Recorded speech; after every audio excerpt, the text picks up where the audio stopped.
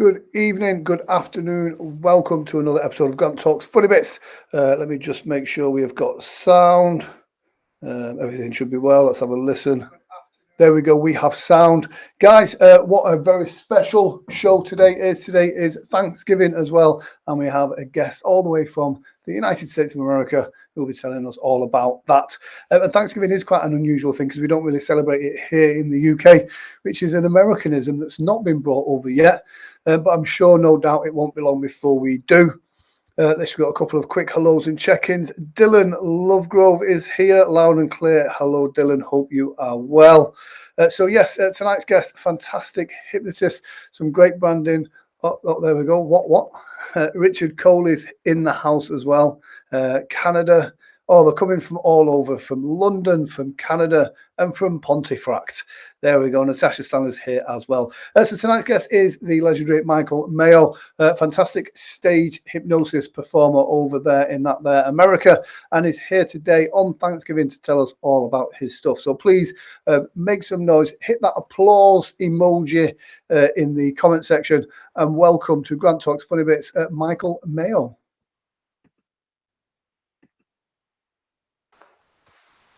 Oh, well, happy Thanksgiving. Happy Thanksgiving to you as well. Yeah. Like I say, it's not something we celebrate here in the UK, Thanksgiving. But am I right in assuming it's a day for literally just giving thanks? Yes. Oh, yes. I think that's a great thing, especially in the kind of the modern world where we're talking about like the power of gratitude and stuff like that. To have a whole day dedicated to that must be. I believe it originated in like 1621 or around that era. Wow. So that's it's been going fantastic. for a while. Yes. Yes. Jeff Bennick says hello, and Dylan Lovegrove puts his applause up for you as well. So, I mean, how are things where you are at the moment, kind of coming out of COVID? I know in some parts of the States, everything is almost back to normal. In other parts, it's still slowly trickling out. What's it like where you are at the moment? Well, I am from the central part of the United States, so I am Oklahoma. And so Oklahoma, Texas, I'm sure the surrounding states are pretty much normal, or getting back to normal, I should say. My bookings have been up. I had a really good year last year, and this year's looking very well. It's promising. I'm already getting bookings for the prom and graduation season, which is April, May, sometimes a little bit into early March. So it's looking pretty good.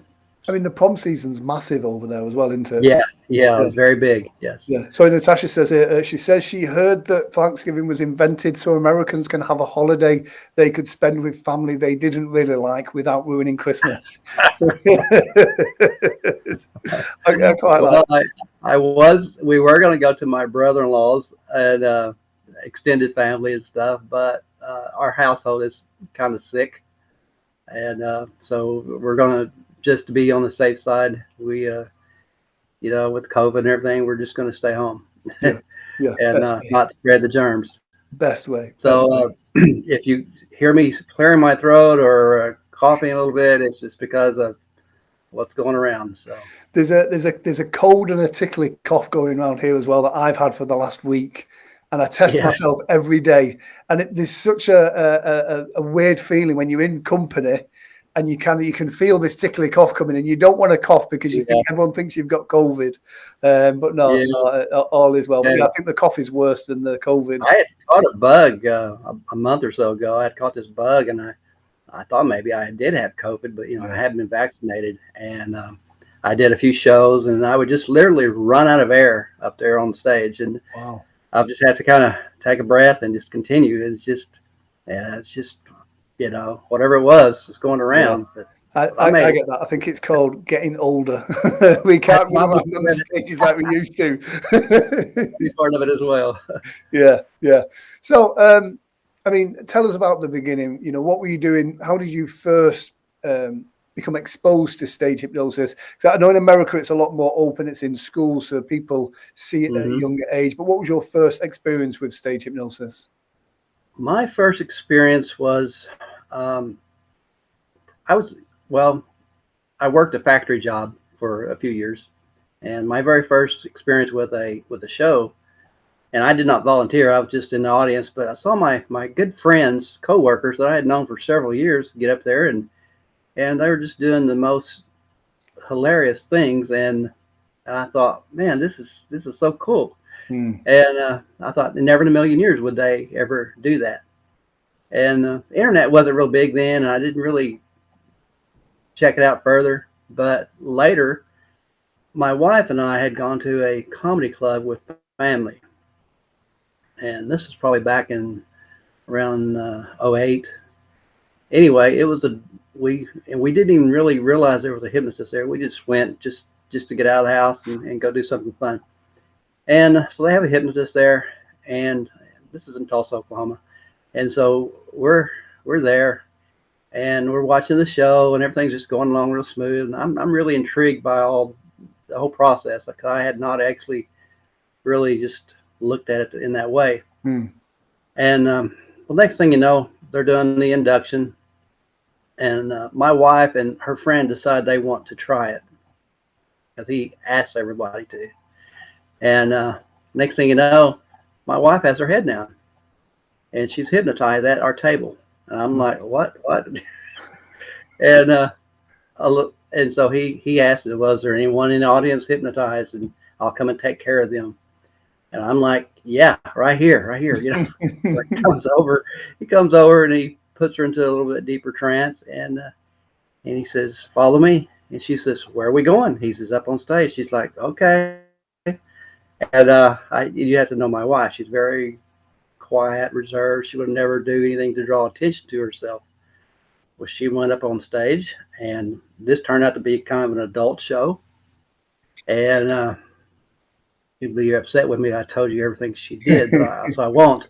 But it was a very adult show, and I tell you, I was just blown away by the things her and other people were doing on stage. Yeah. And I will tell you this one part. The show was over. She came back to sit down. And I said, man, I am really thirsty. She says, well, I don't have any money. I said, why don't you check your bra?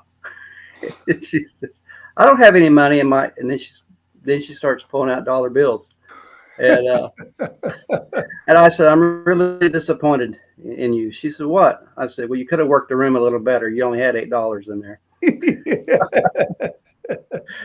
So, Fantastic. anyway, that was my first exposure to a adult comedy show, and from that was when at that particular point is when I really got to thinking that this is something that I might want to get into. I mean, stage hypnosis. It's so weird because, like, when you know the person that's up on stage, especially if it's your partner or someone that you're close to, when you know that person wouldn't do that, it suddenly makes it so much more real. Yes. You know, before that, it's, you know, and we get it as performers, but before that, you think, yeah, those people are just playing along.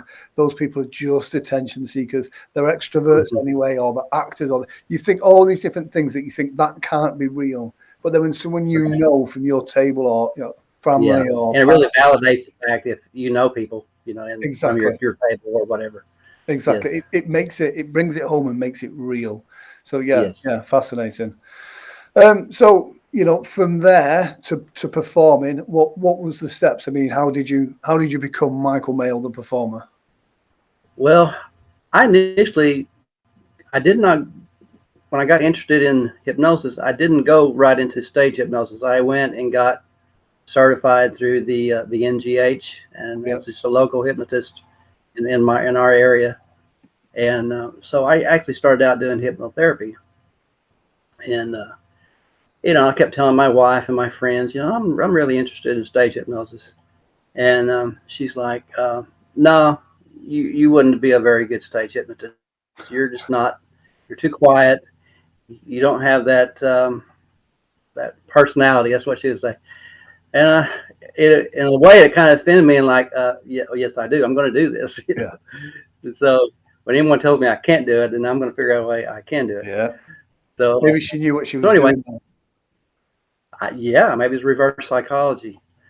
So so anyway, and this might have been a couple of years after I was doing therapy and seeing clients and stuff. But in the back of my mind, I always wanted to be on stage and making people laugh. And I am kind of a cut up anyway. On my previous jobs, I was always the prankster, and always the one that was jumping out and scaring people and figuring out pranks and doing, just mischievous stuff. And so this has given me another outlet to do that. And so a couple of years went by, and I can't remember it might have been Hypno Thoughts Live or Hypno Thoughts back when it first started. I saw an advertisement for Jerry Valley's hypnosis training. Yeah. And so I attended that, and that was my first time to go to Las Vegas. And so we went out there for that, and my wife went with me, and then it was just one big drinking party. We had so much fun. We hung out with several of the trainers, Tommy V, Michael the Shallot, and some of those guys, and great we had people. so much fun. Yeah, and anyway, I'm still very good friends with Tommy and Michael, and talk to them. Every chance I get, we'll talk. Either by phone or whatever. It's one of the really great things that you do have over there in the States, and we do have it a little bit here now, is there is that kind of support network that, some of the great names in the industry are happy to help support people within the industry as well. And everyone's kind of working together to making sure, we're all doing a good job, if you know what I mean. So it's good to have that support network there as well. And it's interesting what you said then about the drinking after the training. I always think that social element after the day's work is done, I think there's more learnings done there than what there is in the classroom during the day. Yeah, it was so much fun. And I think a couple of years later, I went back and did a second training, and it was just as much fun. At that particular time, I already had a lot of it. I was already doing a lot of it. And learning. I would have to say Mike the Shallot was probably the one that really kind of got me to do it. Yeah. I think a year had gone by, a year or so had gone by, maybe 2 years. And he said, well, have you done your first show yet? And I'm like, well, no, not really. I just sort of still practicing. and I don't know if I'm the only one that was like that, but I just didn't think I was ready. I think there's a lot of I believe there's a lot of people exactly like that you're waiting till either that next piece of information or just to get this right and just to get that right, and then it will be perfect, and then it'll be this. And I think there's a great saying that says done is better than perfect. Once you've got the stuff that you need, you've got to get out there and start doing it. So Richard Koch says after training, schmoozing is always the best learning time. Yes, it is. Yeah. I've learned so much just talking, just people. Interesting you saying then about like the Hypno Thoughts and the big conferences. What's good again about Hypno Thoughts and the American conferences is there is that blend of stage hypnosis and hypnotherapy, whereas here in the UK there's more of a divide between the two, which is getting less and less as we go on. But it's a great place where hypnotherapists can be exposed to stage hypnosis and learning those skills. Do you think learning stage hypnosis has benefited your therapy practice? Yes. Yeah. As a matter of fact, I have my induction that I use for stage, and I pretty much use the same induction when I am doing therapy. Nice. And I don't do a lot of therapy anymore, but if once in a while I'll have someone, be at someone's house or acquaintance, and hey, I hear you're a hypnotist. Can you help me quit smoking or lose weight? Sure, I can. And how about right now? So I never turned down an opportunity, and some of my best opportunities have just been random. In a mall, or a party. So and it's great. There. It's great ways of learning and polishing your craft as well. That kind of impromptu at parties stuff as well. Natasha says anything worth doing Anything worth doing is worth doing badly. Perfection is the biggest killer of progress. That's absolutely right. I think we learn more from our mistakes and failures than what we ever do from our successes, which brings me on to quite smoothly next bit, which is tell us about the most challenging show you've had so far. Most challenging show. Well, obviously, as hypnotists, we like to have lots of numbers. Yeah. The odds are in our favor if we have a big group. I was asked to do a show at a magic theater. It's a place in Tulsa that sells magic supplies and costumes and stuff. And the owner is a magician, so he does a little bit, and then he asked me to come in and do the second part of the show. So I said, okay. And so we get there, and they've only got 12 people. 11 people. 11 people. That's it. Wow. 11 people. And so at that point, I'm really nervous. Yeah. And the show must go on, and it's a challenge. I thought, well, this is a challenge. This is for me. I have not been this nervous in a long time since my first show. And so I get up there and call for volunteers. I get 5 volunteers. I keep 4. And the show was great. The owner, the manager, he was ecstatic. I saw it as a big flop, but it was fun. It was a good show. It really was a good show considering what I had to work with. Half my audience is on stage. So exactly. And I know maybe about 5 or 10 years ago, there was a big thing online in the forums about the kind of those ratios, and you keep ratios, but to have kind of, like say 50% of your audience on stage, that's a win. And I think shows like that teach us that if you can put on an entertaining show with not many people, then you can put on an entertaining show anywhere. Yes. And like you said, you thought the show was a flop. The organizer was happy. And I think that's something, especially kind of some of the newer guys coming through, is sometimes you'll do shows that we think are bad because we're judging it on the good show that we've just done. Right. But as long as the audience is entertained and the booker is happy, that's a successful show. We are entertainers first and foremost. So, yeah. So tell us about life on the road in America. And you do the prom shows. Tell us about that. Very crazy. No sleep. I have a second job. I am a school teacher. Wow. I work at a technology center, which is a school that does. We have welding programs. We have electricity, auto body, automotive. So it's just. And I work with adult special needs students. So it's a full day, 5 days a week, and a lot of times these shows are on Friday nights. Yeah. And usually very late. So sometimes I even have had some midweek shows. So there's just no sleep. You're constantly. As a matter of fact, I do have one booked coming up in April. It'll be on a Sunday night, and it's 100 miles from my house. I'll have to go do that show and then get back to work. Wow. By that next morning. I'll be dead dog tired the next day. And so this is just a constant in April and May. And so myself and all the other hypnotists out there that are doing this, we know. And so it is it's a lot of fun, but it's stressful. Yeah, it's that work ethic though that does drive success. By managing kind of the day job and the performing on a night time.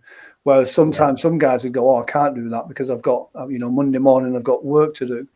What a professional goes, I'll do that. I mean, I've done it in the past where I've driven through the night to get back to a show for an appointment in the afternoon, and you've had no sleep. But that's professionalism. That's the joys of being a road warrior, is getting out there. But the proms, am I right in thinking like the after proms can be really late on? Can you repeat that again? I'm sorry. Am I right in thinking that proms and grad shows are quite late on in the evening or early morning? Yes. Yeah. I have one that I do. I've done this one for 9 years straight, every year. And every time I'm done and walk out, it's daylight. I Wow. mean, I'm like, I'm the final attraction, final event, and they are there till when I walk out, the parents are picking up their kids, and it's like 6 o'clock in the morning, and What? I start at 4 a.m. So when I start my show, I'm done by 6, and Wow. that's introducing myself and putting up equipment and getting out of there and getting paid and all that stuff. So, but anyway, uh, on the same night that I do that one, I have driven 150 miles from another location because I did one earlier. So some of us guys are doing uh, the norm is about one or two shows a night, but I have done up to 3 and 4 in one night. See, that must And be exhausting. I mean, I know the emotional drain that I have after a show. yes, But I have a strict rule that 11 o'clock. I'm in my car. I'm on my way back. Um, but to be doing 2 or 3 shows a night up to 4 o'clock in the morning, I don't think right. people understand. I mean, the energy that it takes to do a hypnosis show from a performer's point of Right. view, it really takes it from you. So hats off to you for doing 2 or 3 shows Well, in thank a you. night. Yeah, Yeah. Uh, yeah, but from a financial standpoint, we're all like, yes. yeah, yeah, yeah, yeah. Because We think that's about where that you big find the paycheck. energy, like with the money. Yeah, yeah, that's what keeps us going. I mean, you have to love it too.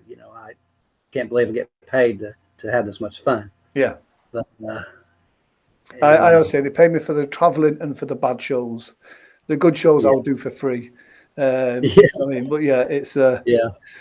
it's I an did interesting. it makes me think about free. I did a show last year during the pandemic, during COVID. Oh, how It was was a that? bar show. It was a bar show. It was 5 miles from my house. Right.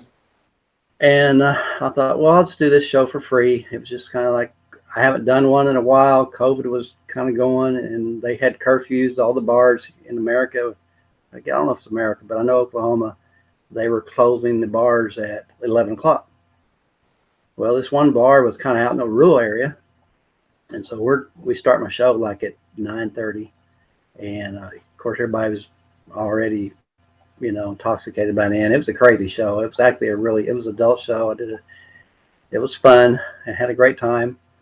And about all 3/4 through the show, all of a sudden the doors burst open and the police show up. They shut my show down. Oh wow. And so I got guys popping out of hypnosis, and the police are there, and they don't know if they think it's part of the show or what, but it was just chaos.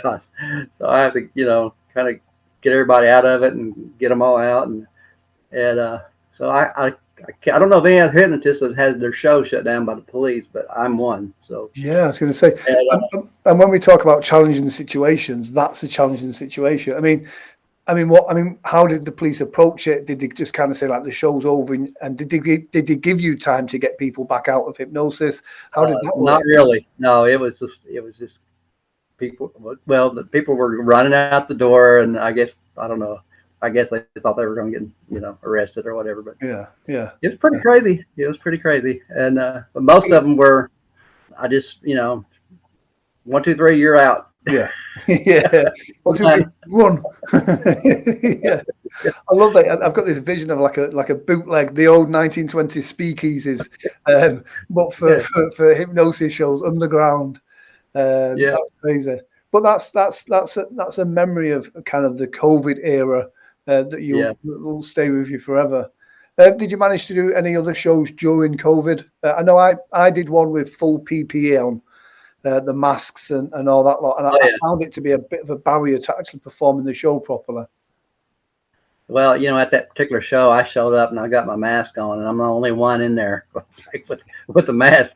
And I thought, they're not going to wear it. I'm not going to either. So I didn't Yeah, wear it. And I may have been criticized for that, but and I was criticized a couple of times for a couple of shows I did. But throughout, I kind of left it up to the manager, whoever's running, putting on the show. yeah, I said, I'll wear a mask if you want me to. I've been vaccinated. But I did go the extra mile. I did wear the gloves and the mask Yeah. and the whole bit, and it really, still worked out all right. I had to separate people in their chairs. Yeah. Normally, hypnosis show. I don't know how you feel about it, but I really think that when people are shoulder to shoulder in a show, they feed off each other's energy. And Absolutely. so you feel someone that when they feel that person next to them slumping over in the chair, I think it just sort of like a Yeah. domino effect. Do you know what? And, It's one of the, I do think it's one of the most compounding things that, like exactly that, when that person is leaning on the person next to them, it gives them a sense of reassurance. And on some Yes. level, it's a suggestion in and of itself that they feel that person leaning on them there. So on some level, they know that that's what they've got to do to the next person. And I do think when you break that line, you break that energy that flows between them. So yeah, you're absolutely right on that. Yeah. So several of my shows, I had to put chairs kind of 4 or 5 feet apart. Yeah. I did a back row of chairs, kind of staggered them, and still worked. But Yeah. there was just that, that part of it was just missing. Yeah. And It's you so you do it, you go through the motions, it's there, but it's not 100%. It's like a 70% show. right, Yeah, that's yeah, exactly what I felt. You kind of get an applause from the audience and sniggers, but whereas you want yeah, rapturous and laughter. So yeah, I kind of say I yeah. wouldn't do it that way again. I mean, I've changed A some couple of things. times I was, Oh, go on. yeah, a couple of times I was like, oh, I'm just ready for this to be over. I'm thinking that to myself. And again, the show went really well. The audience loved it, but from my perspective, it was just, Yeah. Yeah. So We're lucky that a lot of the times our audiences haven't seen a hypnosis show before. So, by doing an okay show to them, it's still mind blowing. But to us, we come off stage and we're down about it. But the reality is we judge ourselves by our usual standard of shows. So yeah, yes, yeah. I recall my very first show that I did. It was in it was a bingo hall. It's like American Legions. It was like an nice. older generation place where they go and kind of hang out.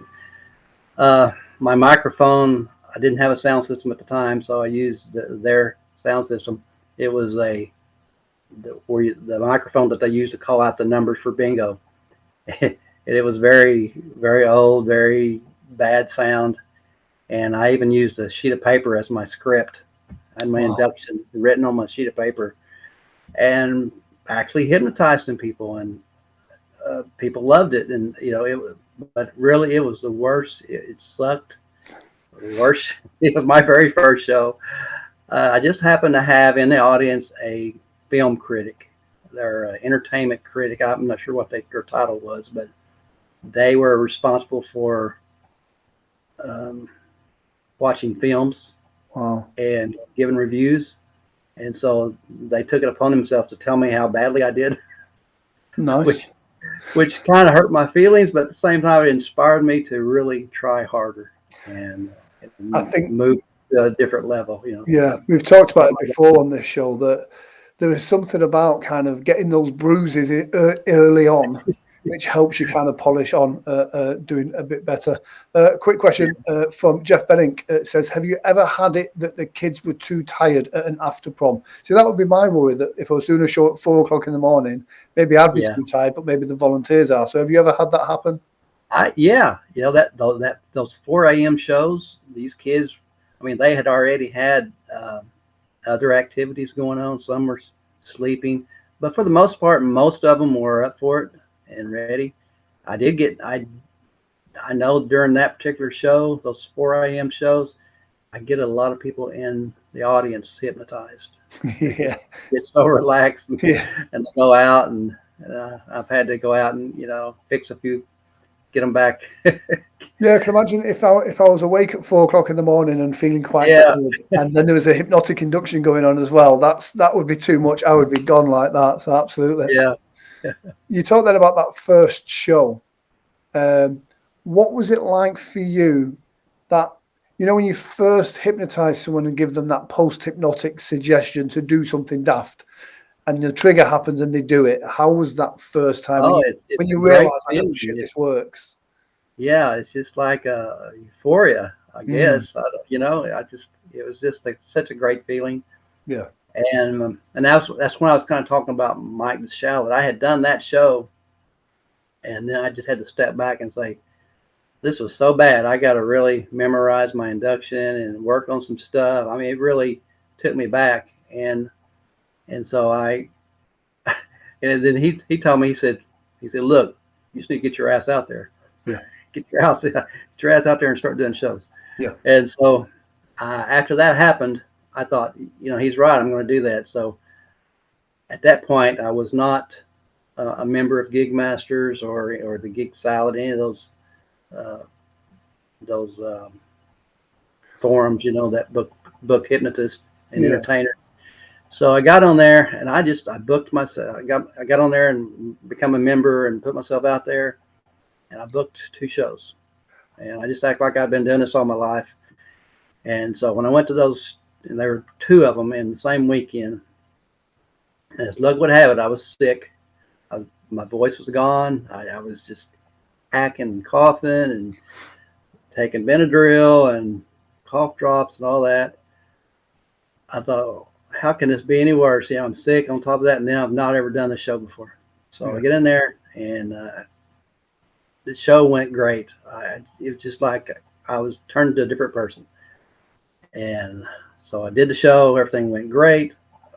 Got people hypnotized. All my suggestions were, they did everything that they needed to do. The audience loved me. They invited me back the next year.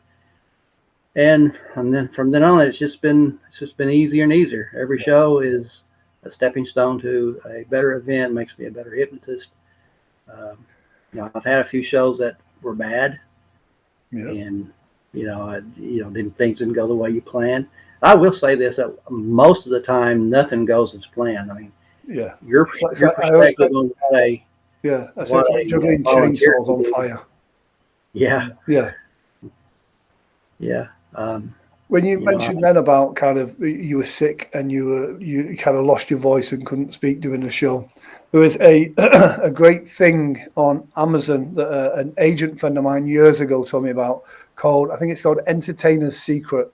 It's like a little bottle of a throat spray, and it works like magic. You go from having no voice to 2 sprays of this and your voice comes back. I don't know oh, how healthy it is. I don't know how good it is for you. But it's, yeah, he was in a band on tour, and literally this stuff just fixes it up temporarily. You yeah, get about 40 minutes of a good shouty voice out of it, and then you're back yeah. to normal again. But I have that Well, in it's my pocket, funny. I swear by it. Michael Mesmer uh, told me about a product, and I went and got it, and it was great. It was Yeah, called Throat Coat Tea. throat coat tea. Brilliant. Throat Coat, yeah. And Jason Simmons says Volcazone is pretty good as well. yeah, yeah. Oh, there we go. Um, Jeff Bennick has it. Grant, I'm still thankful for that tip. That works great. There we go. Yeah, it is. It's a miracle. A friend of mine was actually a DJ friend of mine. He lost his voice, and I'm like, well, just try this. And he went, oh no, it wouldn't. And like horse, he's like, oh, no, it wouldn't do anything. I'm like, just do it. And as he yeah, sprayed it, he's gone, see, it's not really made a difference. And he's like, oh wow. And I'm like, that's how good it is. So yeah, yeah. So that's the thing that people don't realize, that when you're on the road as well, you are susceptible to germs, to picking up bugs and yes, stuff, and your immune system's run down. You've got to have that stuff in your kit bag, just to make sure that you can speak.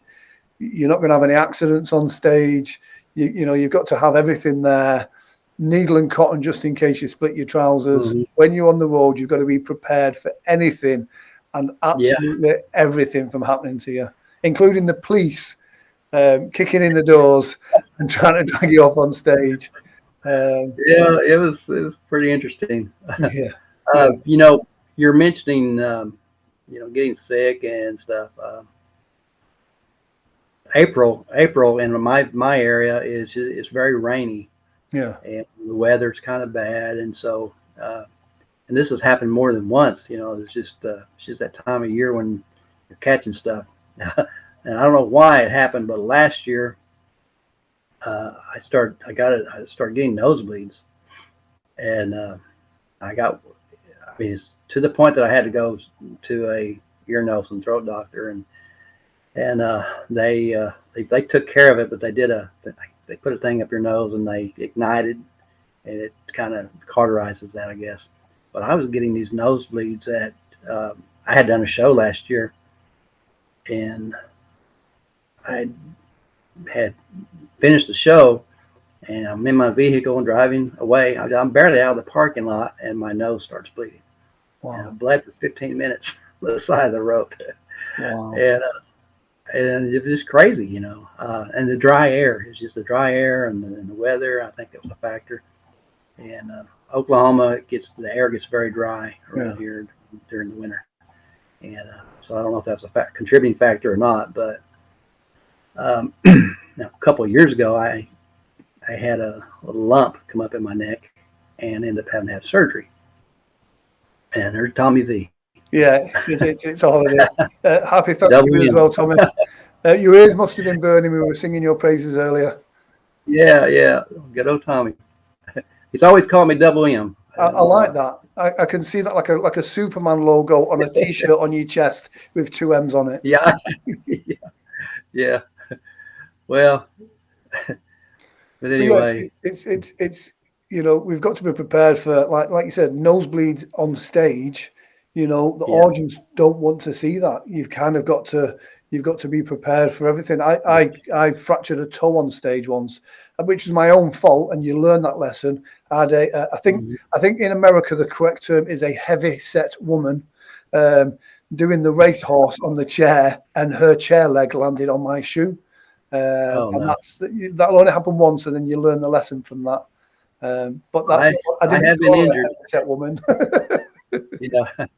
Well, last year we had this hypnosis show with a birthday party, and the guy's wife, and so I called her up there, and I said, you and I are going to do a shot together. So we did a shot of tequila, and then everybody comes up on all my volunteers. So of course the liquor's just free, you know. So we all do shots. Everybody. Nice. We do it. We all do a shot. Well, all those little shot glasses someone didn't do a very good job of collecting those. So there was a couple of them that were still under the chairs. And well, I stepped on one of those shot glasses later on in the show, and I didn't fall, but I tried to catch myself. I felt my hip pop out of joint. Oh. It's like I did the splits out there in the middle of the stage. Well, I can feel my hip pop, and it was immediate pain. And I just like it never happened. I just continued, you know, and by the end of the show and driving home, it just ached so bad. I never went to the doctor over it, and I healed on its own, but shows you how easily you can get hurt and things can happen. Yeah. It's like the more you do, the more things that go wrong, the more you go, oh yeah, that makes sense. And I mean, they teach you this in your training as well, and you kind of think, oh well, yeah, and then it happens to you, and you go, that's why we do that. Why you don't let people bring their drinks up to a stage or their cigarettes or exactly. But it's amazing how adrenaline kicks in whilst you're doing a show. The pain, you know about it, but it's only when you get, like you said, you get in the car, and then it kind of starts, and then it hits you. Yeah. So yeah, well, I do have a tip, just advice. If you're over 50, don't do a lot of drinking before your show. And it's not because of the alcohol. It's the fact that your bladder is not going to hold all that after 50 very well. And there's been a couple of times that I was, you know, towards the end of my show, and I thought, man, I really got to go to the bathroom. And, I always joke. I always have my nervous wee before I go on stage. I have to go to the toilet, and when I come off stage, I have to go to the toilet. But yeah, you're absolutely right. I don't eat before a show and well before a show, because years ago I was doing like a mini tour in Scotland. And I was shattered, and I called it one of these little burger bar places. At this burger, I've gone on stage, and literally at the start of the pre-talk, I could feel my stomach going, and I'm like, oh no, I've eaten something bad. I've got an hour to fill on stage now, and no one wants to see the hypnotist have a toilet accident on stage. That's not going to be funny. Luckily, I made it through, but on the back of that, I never eat before a show now for exactly Yeah. that reason. Yeah, I'm guilty. I'm guilty of doing that, and Yeah. so far I haven't had any incidents, but I definitely do not feel like I'm 100% when I overeat and then I go try to perform. So what Yeah. I normally do is I'll say, "Well, it sure looks good. Anyway, I can get a to-go box." Yeah. And usually they will fix me a to-go box, and a lot of times I'm eating on my drive home. Yeah. And Oh, I must admit, it's a little cold, but yeah, that's I'd be a lot slimmer than what I am if it wasn't for my road snacks on the way home. Because again, I think it's the adrenaline. You know, all the chemicals in your brain, the adrenaline around your body.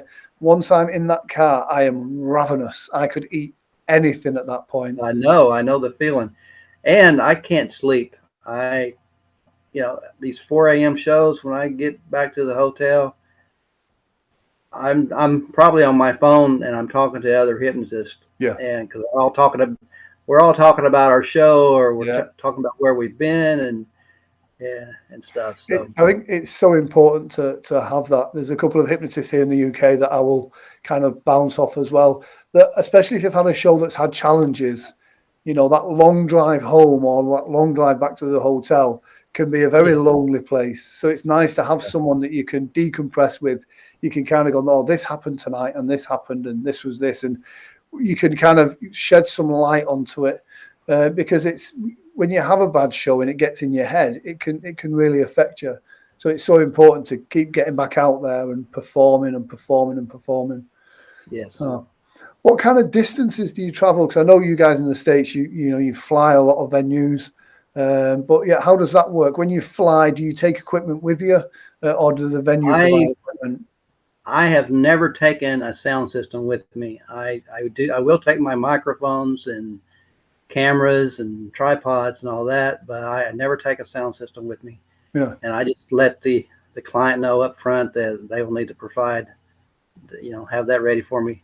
Yeah. And there have been some challenges because obviously sometimes, like I use an MP3 player and I plug that into my sound, and then I have a remote. Yeah. But I need to be able to see that.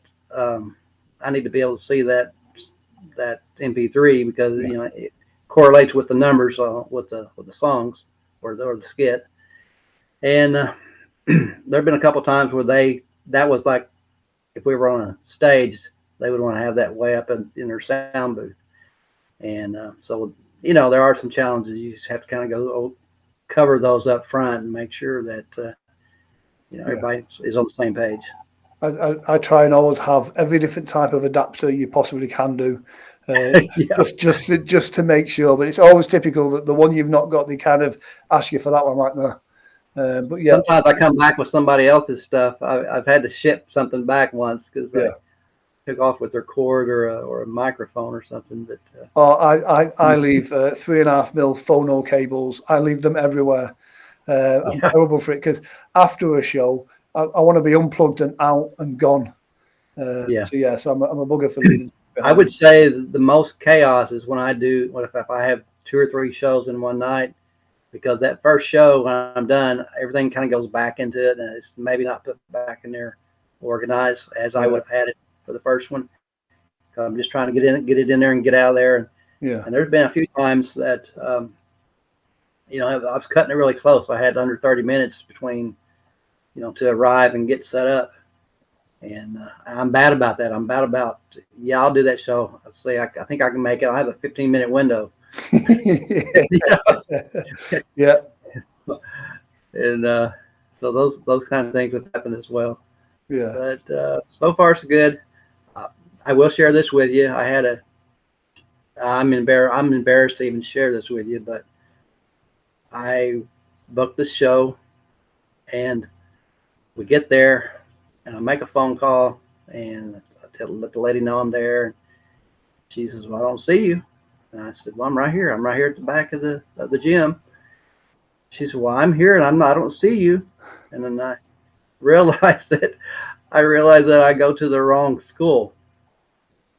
And so anyway, I was actually in the wrong state.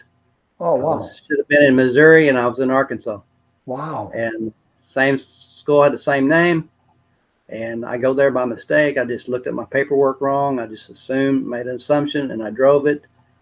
And I was too far out of the way to go back and make it up because I had a Yeah. second show. The lady was mad. She was mad. And I don't blame her. I felt so horrible about it. Well, And, I mean, it's a really interesting point though, because these things happen sometimes, especially, you do lots of gigs, sometimes mistakes happen. yes. How did you deal with that? How did you kind of smooth that over with the booker? Well, obviously she wanted her money back, and Yeah. of course I refunded her, and with multiple apologies. And then I even called her and I said, look, I said, if there's a way for me to do a makeup show, I'll do it. Yeah. And she said, well, let me find out. So she did. And then she called me back a couple of days and she said, and this was when school was already out. This was like June. And so I said, I'll come and do it for free. Just to make it up, And so I did it and she was happy.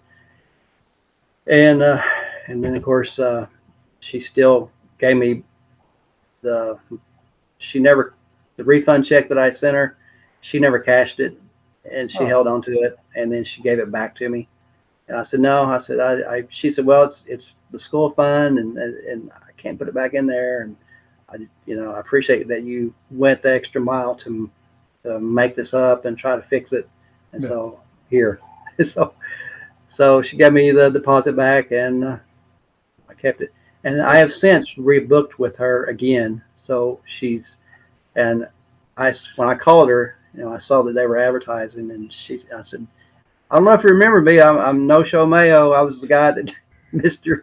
Oh yeah, I remember you. I said, well, I promise you this time I won't mess up and I'll be there on time. She said, okay, let's do it. So we did it. And it was a great show. Yeah. And I think you handled that really well. Yeah.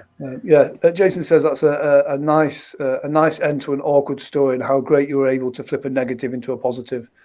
Absolutely. I think it's how we deal with those challenges that determine, because if you'd have just given her money back, should have still had that taste in her mouth. But by offering to do the free show and going back and going that extra mile, you've got an advocate then rather than an enemy. So yeah.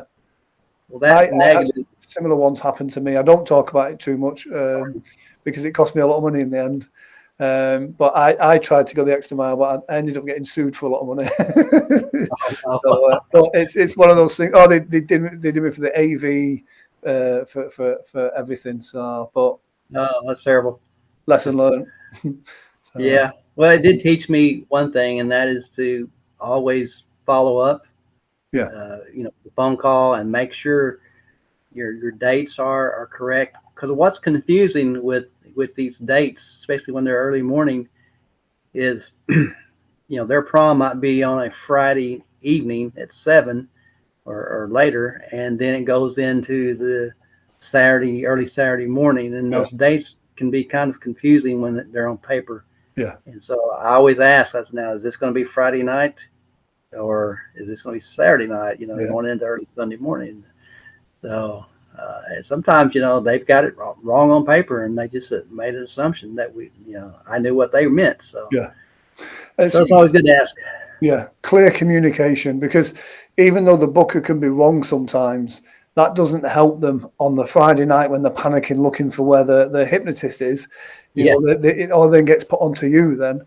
So like clear communication all the way along the line. It's make sure everybody has a good do. But you learn that from mistakes. And even in that, even after that, we still had an incident last year. Lady calls me, says, "Where you at?" And I said, "I'm in bed." She said, "You're supposed to be here." And I said, "I sent you an email day before yesterday and asked if everything's good and that this was the right time, and you responded and said yes." She said, "Well, I didn't even really look at that. I just responded."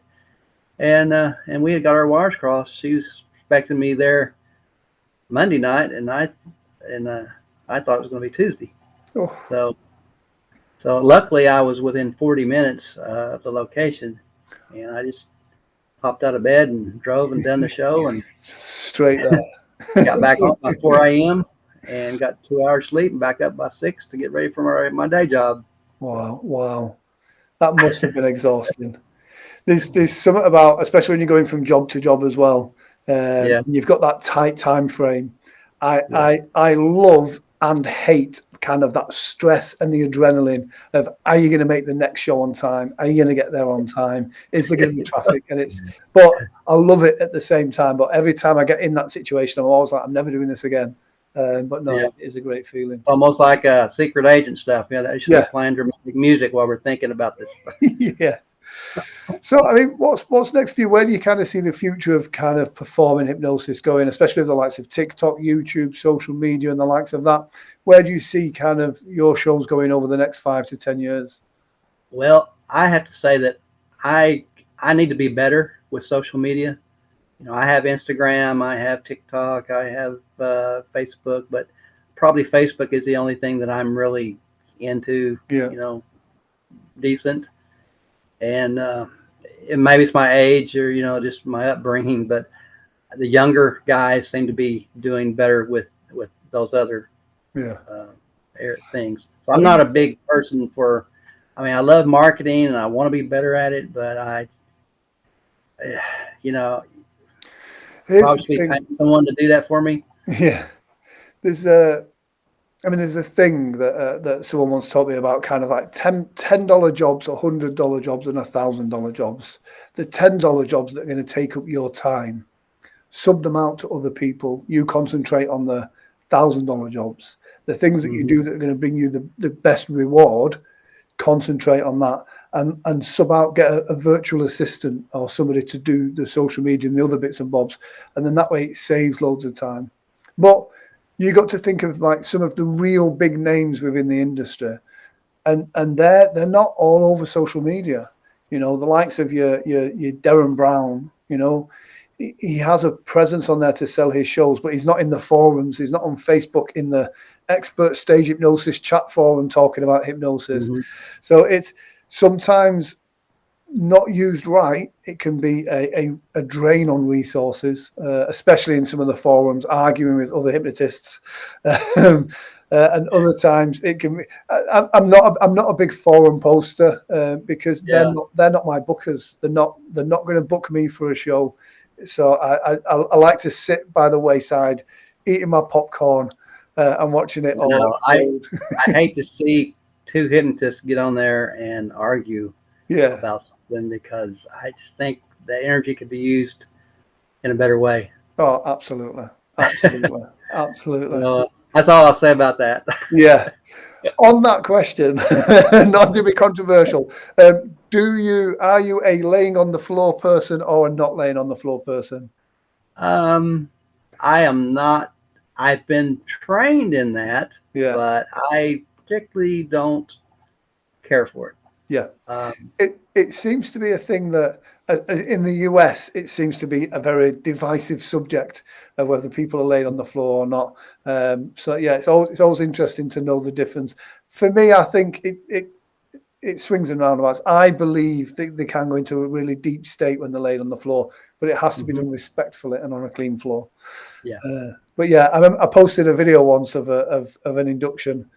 In fact, when the induction, it's the end of my show where I have them do something and they gently come kind of float down to the floor, lay their heads as if they're going to sleep, and then go. And I put it up because I was quite proud of it. The audience is doing a massive standing ovation, and it was a great show. So I posted it in one of the groups to kind of go, look at this for a standing ovation. And I was getting messages from Australia and America. If you ever come to my state, I will hunt you down and I will punch you. The way you disrespect those people. And I'm like, what? So yeah, it's always interesting how it can be quite divisive. Well, I'm going to do my very best to show respect to my volunteers. I have done it both ways. If you've ever watched Michael C. Anthony do. His is a little different than I've done a show similar to his before, just kind of based on what he does. And I got criticized for people hitting the floor too hard, you know. And I've been criticized for laying someone on the floor that was too old and the floor was dirty. So, you just got to use wisdom. Exactly. And it's exactly what you said then. It's about doing it with respect. One of the things that I think has helped me do okay in this industry is I always kind of look at it as it's somebody's mother, somebody's daughter, somebody's sister. I want them to want to volunteer again. I want the member of the audience that hasn't volunteered to go, oh, do you know what? I'll give that a go next time. And hopefully that gets return bookings for me. And that's nothing against the guys that do other stuff. But for me, that you treat those volunteers with respect and you'll get more bookings. Yeah. Absolutely. Yeah, I've seen a few injuries, on stage. Some of them have been on me. Some I've seen. Now, me personally, I like to hook my chairs together. Yeah. Because of the people getting rambunctious, and sometimes I don't do it. Sometimes I do. But I had one show where a lady was kind of jumping around in her chair, and she raised her chair up, and the lady sitting next to her had taken her shoes off, and she had brought that chair down on her pinky toe, her little toe. Wow. And brought the blood, Yeah. And I thought, had I taped those chairs together or used zip blocks or something, zip ties, that probably wouldn't have happened. Yeah. Yeah. And then, with high schoolers especially, the chairs are just gonna be all over the place. So I usually zip tie all my chairs during my high school shows, and by the time the show's done with, the row of chairs look like a snake, and they're still hooked together. Sometimes they don't stay together, but for the most part, 5 or 6 will still be together, and it's just better that way. Of course, the older crowd on a stage, I don't really have to worry about that too much because they're not going to be quite as active. Yeah. So it's just really, you have to read your audience and figure out what they are capable of, what could happen. Yeah. I always ask this for guests, so I can put up a link in the description later on as well. But if you were to recommend 2 books, stage hypnosis books or business books that you think would either have helped you or would help people watching, what would they be? Oh, that's a good one. I can't remember. Well, here's a book that I like. It's an old book, and it's called "Who Moved My Cheese." Great. It has a lot of, and I've read it many times. Yeah. I actually gave it away to a friend because I thought he needed it more than I did. Yeah. And so I need to get myself another copy. But I think it's a really good book to read. And let's see, another book. I can't think of the author's name. Covey, I think. 7 Habits of Effective People. Yeah. Stephen Covey, I believe it is. Yeah. Another great book. Yeah. So I love reading. I love reading books like that. I like to read. Matter of fact, I love going to the bookstore and looking at the entrepreneur books and the marketing books.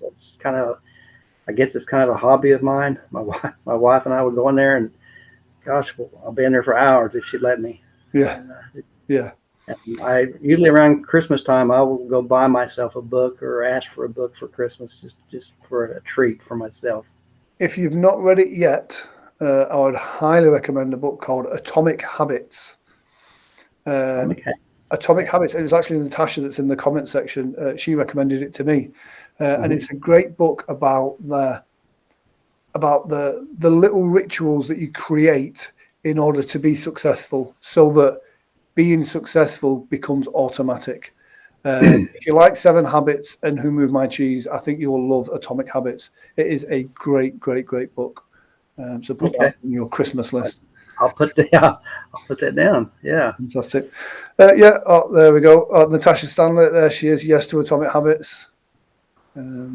It's I like you. I read a lot of those personal development, entrepreneur kind of books, and that one that was a real standout book as well. So yeah, fantastic, Michael. It's been an absolute pleasure. Let me just pop this up here, which will bring a link to your website in the comment section if anyone wants to kind of touch base with you, send you an email, check you out on your social media as well. That'll pop up in the comment section there, and I'll put up this as well. That'll bring up a link to my other suggested books, which is a great selection of books that we've kind of collated over the series of these interviews of kind of books that help people out with stuff. So yeah, thank you for joining us on Thanksgiving as well. I know. Thank you. I really appreciate you having me. Well, no, thank you very much for having me. And we've made this connection now. So yeah, it's been an absolute pleasure. Guys, please do check out Michael's social media and show him some love again for being here on Thanksgiving as well. I think he's just having a break from some turkey. So yeah, fantastic, guys. I think it's time to go get seconds. So that's it. Fantastic. Michael, it's an absolute pleasure. Take care, and I'll see you later. Thank you, Grant.